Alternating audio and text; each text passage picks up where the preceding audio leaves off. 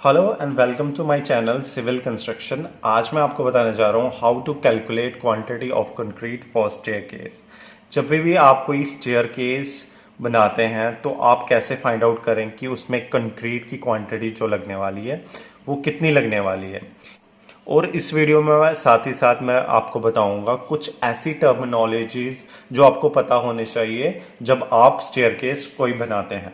आज जो मैं बताने वाला हूँ स्टेयरकेस वो है स्ट्रेट स्टेयरकेस। इसमें मैं कैलकुलेट करूंगा कि कितना क्वांटिटी ऑफ कंक्रीट लगेगा for constructing this kind of staircase. तो इसमें हमें जो हॉरिजेंटल डिस्टेंस है वो दे रखा है 5 मीटर, और जो वर्टिकल डिस्टेंस है जिसमें हमारे स्टेप्स हैं वो है 3 मीटर।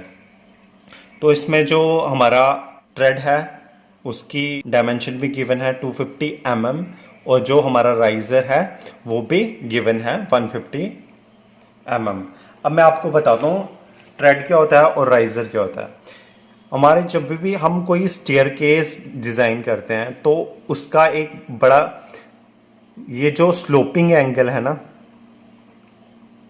जब भी हम कोई स्टेयरकेस बनाते हैं ये जो स्लोपिंग एंगल होना चाहिए ये 25 डिग्री टू 40 डिग्री तक होना चाहिए। ये IS कोड हमारा रिकमेंड करता है, IS 456/2000। ठीक है, अब ये स्टेयरकेस का एंगल तो पता चल गया, बट जो हमारा राइजर और ये ट्रेड होता है ये क्या, ये जो पोर्शन होता है ना इसको हम राइजर कहते हैं, और इस पोर्शन को हम क्या कहते हैं, ट्रेड। ठीक है, वो भी हमें गिवन है उनकी डायमेंशन भी। और जो विड्थ ऑफ द स्टेप्स है, अगर इस स्टेयरकेस को हम टॉप से देखेंगे तो ये कुछ ऐसा दिखेगा। तो इनकी जो विड्थ है वो है 1.2 mm। ठीक है, वो 1.2 mm है। तो अब जो गिवन डाटा है thickness of the waste slab. अब वेस्ट स्लैब क्या होता है, ये जो हमारी ये जो स्टेप्स हैं, ठीक है, ये जो नीचे जो स्लैब होती है ना हमारी, ये जो डॉटेड लाइन से जो हार्ड लाइन के बीच में ये जो है ये है हमारे पास क्या है, वेस्ट स्लैब है जिसके ऊपर हमने ये स्टेप बनाए हैं। ठीक है, इसी को हम कहते हैं वेस्ट स्लैब। इसकी कितनी थिकनेस है वो 150 mm। ठीक है, ये जो वेस्ट स्लैब की थिकनेस है वो 150 mm है। राइजर का जो डायमेंशन है 150 mm वो मैंने लिख रखा है। ट्रेड की जो डायमेंशन है 250 mm, एंड जो विड्थ ऑफ द स्लैब है वो 1.2 मीटर जो यहाँ पे गिवन है। ठीक है, अब सबसे पहले जब भी आप कैलकुलेशन करना शुरू करते हैं कंक्रीट की, सबसे पहले आपको क्या निकालना होता है, number of steps. Number of steps. अब नंबर ऑफ स्टेप्स कैसे निकलेंगे, अगर हमें नंबर ऑफ स्टेप्स निकालने हैं तो दैट मीन्स कि जो हमारी हॉरिजॉन्टल डिस्टेंस है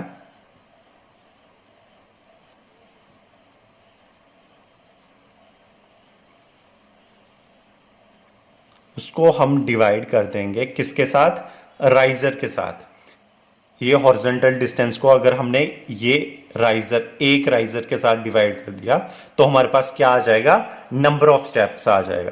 तो हम इसे डिवाइड कर देंगे राइजर के साथ। ठीक है, हॉरिजॉन्टल डिस्टेंस को हम जब एक राइजर के साथ डिवाइड करते हैं तो हमारे पास पता चल जाएगा हमें नंबर ऑफ स्टेप्स कितने चाहिए। ठीक है, अब हॉरिजॉन्टल डिस्टेंस कितनी है, ये 5 मीटर है। अब 5 मीटर को हम mm में कन्वर्ट कर लेंगे, वो बन गया 5000 डिवाइडेड बाय एक राइजर की कितनी क्या डायमेंशन थी 150 mm, वो मैंने नीचे भी गिवन है, riser is equal to 150 mm। तो हम यहाँ पे पुट कर लेंगे 150 mm। तो ये क्या आ गया, ये हमारे पास 20 नंबर्स बन गया। यानी कि हमारे पास अगर हमारे पास 5 मीटर हॉरिजॉन्टल डिस्टेंस है और राइजर की जो हाइट है वो कितनी है 150 mm है, तो उस केस में हमारे पास कितने स्टेप्स आएंगे, हमारे पास आएंगे 20 नंबर स्टेप्स। ठीक है, तो आप ये क्रॉस चेक भी कर सकते हैं कि हमारी जो हॉरिजॉन्टल डिस्टेंस है या हॉरिजॉन्टल लेंथ जो है ये, यानी कि अगर 20 स्टेप्स हैं अपने, और आपको ट्रेड की डायमेंशन पता है, जो ट्रेड की वो कितनी है डायमेंशन, वो है 250 mm, तो ये आ गया 5000 mm। तो ये आ गया हमारा क्रॉस चेक हो गया। अब किया क्या है, बेसिकली मैंने ये हॉरिजॉन्टल लेंथ निकाली है। अब हमारे पास 20 स्टेप्स आए थे जो, तो उसको मैंने किसके साथ इनटू कर दिया, ये जो हमारे पास एक थ्रेड का जो डायमेंशन है वो 250 mm है, तो इसको ये इंटू 20 करूंगा तो मेरे पास आ गई हॉरिजॉन्टल लेंथ। ये मैंने एक एज ए चेक किया है, ठीक है। आप ऐसे भी कर सकते हैं, जब आपको नंबर ऑफ स्टेप्स चाहिए, आपको हॉरिजॉन्टल डिस्टेंस या हॉरिजॉन्टल लेंथ पता है और राइजर का डायमेंशन पता है, तो आप नंबर ऑफ स्टेप्स कैलकुलेट कर सकते हैं। अगर आपको हॉरिजॉन्टल लेंथ कैलकुलेट करनी है तो आपको चाहिए, उसके लिए आपको नंबर ऑफ स्टेप्स चाहिए और जो थ्रेड की डायमेंशन है वो चाहिए, तो आप इससे भी हॉरिजॉन्टल डिस्टेंस अपनी या हॉरिजॉन्टल लेंथ कैलकुलेट कर सकते हैं, ठीक है। अब बात करते हैं हमारे पास जो वेस्ट लेंथ। सबसे पहले हमें क्या चाहिए, ये जो हमारी वेस्ट लेंथ है नीचे, ये जो स्लैब है ये हमें चाहिए, यानी कि हमें ये जो वेस्ट लेंथ है ये कैलकुलेट करनी है, ये कितनी है, ठीक है। अब ये कैसे करेंगे, अब वेस्ट लेंथ कैसे कैलकुलेट करेंगे। अब सिंपली यहां पे हमें बेस भी पता है, परपेंडिकुलर भी पता है, तो हमें हाइपोटेनस निकालना है। यहां पे हम पाइथागोरस थ्योरम लगा लेंगे।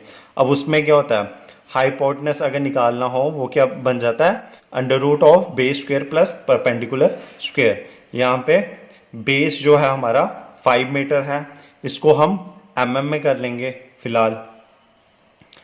mm में अगर लिख लोगे तो वो हमारे पास बन गया 5000 का होल स्क्वायर प्लस 3000 का होल स्क्वायर, ठीक है। तो ये जो वैल्यू आती है वो आएगी 5830 mm, और यू कैन से 5.83 मीटर, ठीक है। हमारे पास ये जो लेंथ है ये हमारे पास आ गई 5.83 मीटर, यानी कि हमारी वेस्ट लेंथ कैलकुलेट होके आ गई। अब हम क्या करेंगे, ये जो हमारा एक स्टेप है इसकी हमें, ये जो एक स्टेप मैंने अलग से बना लिया यहां पे, इसमें क्या है, हमें राइजर की हाइट गिवन है 150 mm और हमें ट्रेड भी मालूम है कितना है उसकी 250 mm। अब ये हमें ये भी पता है और ये भी पता है, हम हाइपोटेनस यहां पे भी निकाल सकते हैं इसका, ठीक है। अब अगर हमें एक स्टेप का हाइपोटेनस निकालना है, ठीक है, वो कैसे निकल जाएगा, वो भी पाइथागोरस थ्योरम लगा लेंगे। 250 का होल स्क्वायर प्लस 150 का होल स्क्वायर, वो आ जाएगा 291.54, ये ठीक है। तो ये मैंने क्या किया, अब मैंने एक स्टेप का जो हमें राइजर पता था और ट्रेड की वैल्यू पता थी, तो मैंने इसका भी हाइपोटेनस निकाल लिया। अब मैंने जैसे एक ये निकाल लिया हाइपोटेनस एक स्टेप का, अब मैं एक स्टेप को, अगर मुझे पता है 20 स्टेप्स हैं, तो मैं इसको 20 के साथ इंटू करूं, तो दैट मीन्स कि मेरे पास वेस्ट लेंथ वैसे भी कैलकुलेट होके आ जाएगी, ठीक है। अब मैंने ये वेस्ट लेंथ एक दूसरे तरीके से निकाली है, वो कैसे आ जाएगा, मेरे पास मुझे पता है 20 नंबर ऑफ स्टेप्स हैं, तो एक स्टेप का जो हाइपोटेनस है वो मैंने निकाला 291.54, ठीक है। एक स्टेप का ये 291.54 है। अब 20 स्टेप्स का कितना होगा, उसको हम 20 से इंटू कर लेंगे, तो वो भी आ जाएगा हमारे पास 5830 mm, यानी कि ये जो वैल्यू हमने निकाली थी वेस्ट लेंथ थी डायरेक्ट ठीक है, वो आप इस तरीके से भी निकाल सकते हो या क्रॉस चेक कर सकते हो।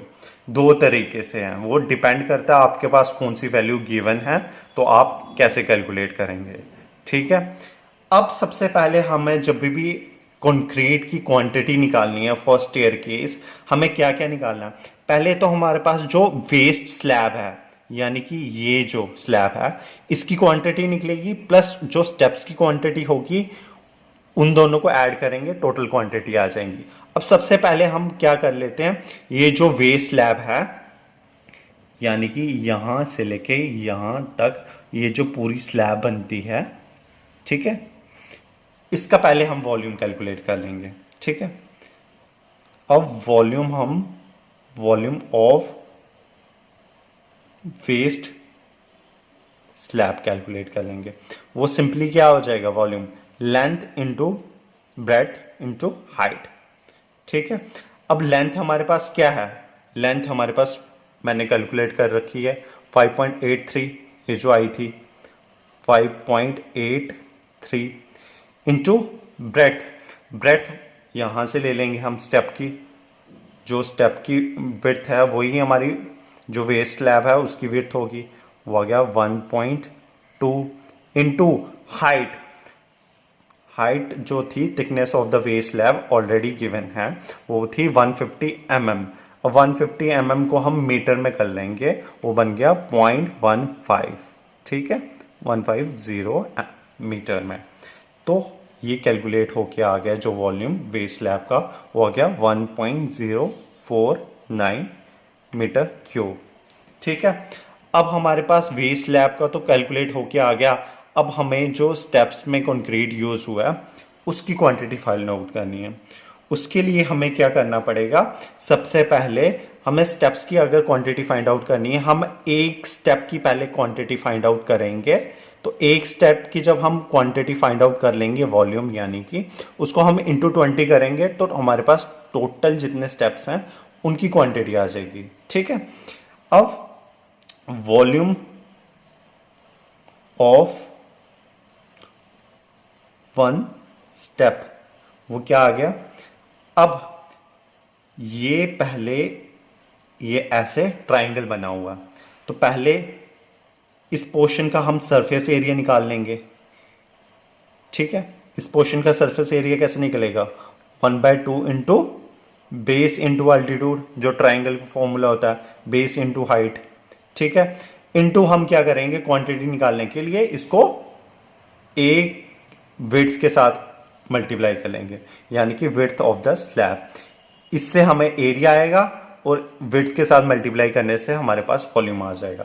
पहले हमने ये सरफेस एरिया निकाला, इसको हमने विड्थ से मल्टीप्लाई कर दिया, तो हमारे पास आ जाएगा एक स्टेप का वॉल्यूम। अब हाफ इंटू बेस, यहां पे कुछ भी ले सकते हैं आप, मैं 150 ले लेता हूं। ठीक है, इसको हम मीटर में कर लेंगे, 150 mm को मीटर में ले लेते हैं 1.150, और 250 mm को हम 250 ले लेते हैं। ये आ गया हमारे पास इसका सरफेस एरिया इस ट्राइंगल का। अब हमें वॉल्यूम निकालना है एक स्टेप का, तो हमें वेट से मल्टीप्लाई करना पड़ेगा, वो है 1.2।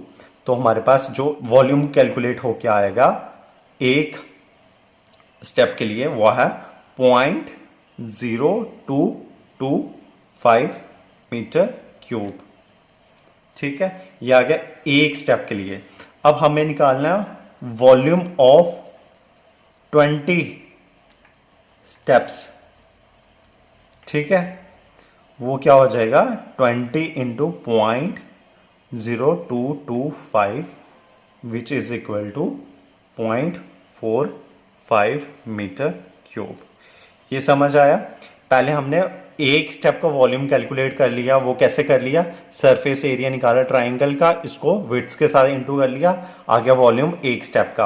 अब हमारे पास 20 स्टेप्स हैं, क्योंकि हमने पहले से कैलकुलेट कर रखा है 20 स्टेप्स हैं, तो हमने 20 के साथ एक वॉल्यूम का जो स्टेप का आया था वॉल्यूम, उसके साथ इंटू करा, तो हमारे पास आ गया वॉल्यूम ऑफ स्टेप्स का भी। अब हमारे पास टोटल वॉल्यूम क्या आएगा, टोटल वॉल्यूम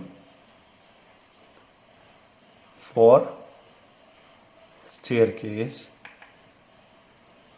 वो क्या आ जाएगा, ये volume of base slab plus volume of 20 steps, ठीक है, वो आएगा 1.049, ये जो volume of base slab plus volume of 20 steps 0.45, ये हमारे पास आ गया 1.5 मीटर क्यूब।